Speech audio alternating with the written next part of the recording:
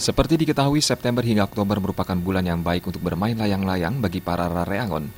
Peluang tersebut juga kerap dimanfaatkan masyarakat Bali untuk menggelar lomba layang-layang dan menjadi kegiatan tahunan. Bahkan setiap lomba layangan selalu menarik minat wisatawan asing untuk menyaksikannya. Para pencinta layangan bahkan memberikan jaminan bila kearoganan saat membawa layang-layang ke tempat lomba telah diminimalisasi. Kondisi saat ini tidak seperti tahun-tahun sebelumnya yang sering memacetkan lalu lintas karena sudah dikemas dalam layangan knockdown.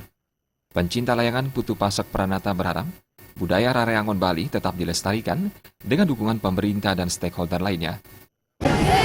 Jadi untuk kedepannya nanti saya harapkan agar kegiatan ini bisa lebih berkembang dan bisa lebih menjadi suatu trendsetter di masyarakat dan sudah menjadi budaya yang dicintai oleh masyarakat Bali dan ikut juga menyumbang devisa baik dari segi pariwisata. Selama ini, animo masyarakat Bali untuk mengikuti lomba layang-layang sangat tinggi. Dukungan semua pihak sangat dibutuhkan agar layang-layang tetap lestari. Jaya dan Joka Andika, Bali TV.